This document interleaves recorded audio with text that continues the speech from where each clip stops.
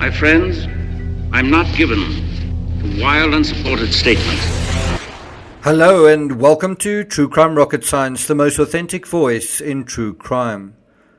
This is incredible, or I thought it was when I started writing this.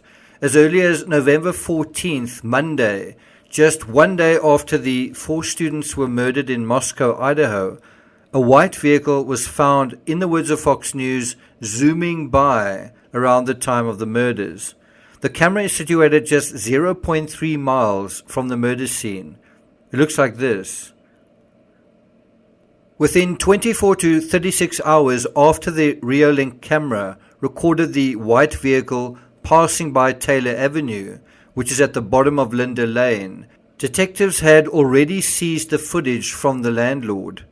Kane Franstich said, "I downloaded it and gave them access to everything from 2 a.m. through noon on that Sunday, the 13th. In other words, detectives in Moscow, Idaho were already looking for a white vehicle as early as day one. Before we get to the rest of this episode, if you haven't subscribed to the channel, please do. If you have, thank you for joining the True Crime Rocket Science community. Please like, share, leave a comment, and let's get started. So the crucial Reolink security camera is perched on one of 6 similar units looming over Linda Lane. In the live that I did last night, I was not sure whether this particular unit was looking parallel to Taylor Avenue. It seemed like it possibly, based on the map provided by Fox News, might possibly have been looking parallel to the road. Well, now we have confirmation.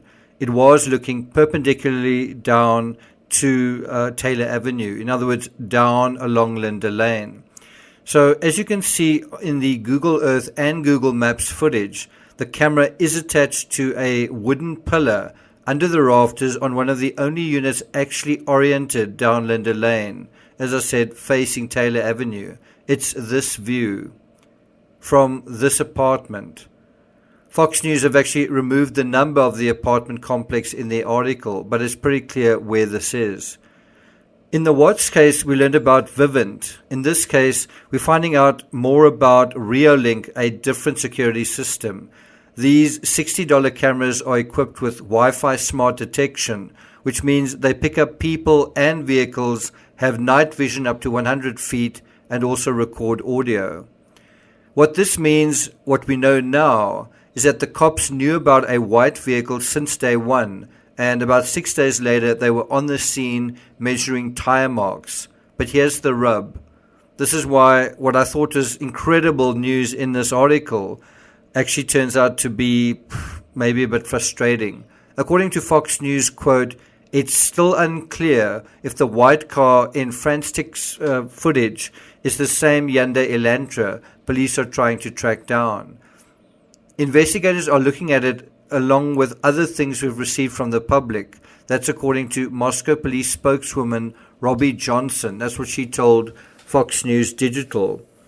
But here's the most crucial part. Quote, "The car from Franstich, described as both white and light colored, traveled west on Taylor Road sometime between 2:45 a.m. and 3:15 a.m. Similar to the Food Mart footage, this Reolink footage from Linda Lane only managed to get a side view and wasn't able to pick up a license plate. But do you see the problem? It was going the right way, that's from east to west, which is from right to left if you're looking down the road. In other words, from the right side of the road to the left towards King Road, in the direction of King Road. But here's the problem, at the wrong time. The footage from the Food Mart clock is from almost an hour later at 3:45 a.m. So we have a scenario here where the white vehicle the killer drove, and we're assuming the killer drove a white vehicle. Maybe he didn't. Maybe this isn't such a big clue after all.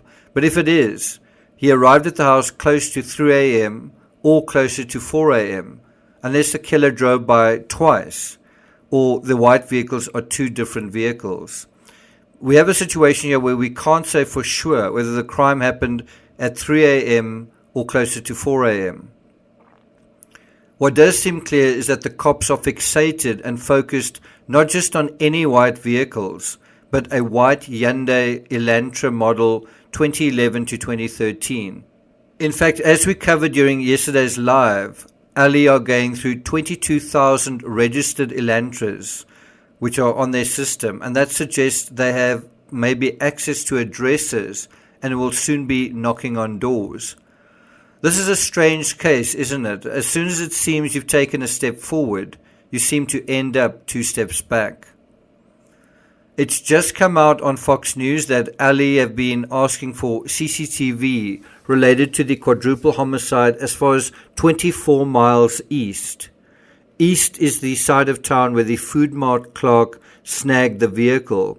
It suggests Ali may now believe the killer, or someone who can assist with the investigation, lives on the east side of Moscow, or even further east, and isn't necessarily a local, and may not be a student.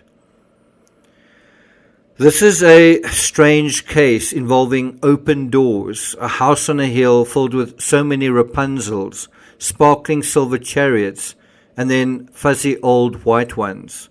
In the middle of the night, Sleeping Beauty is awakened, not by a kiss, but by a solid blade knife, almost as big as a sword.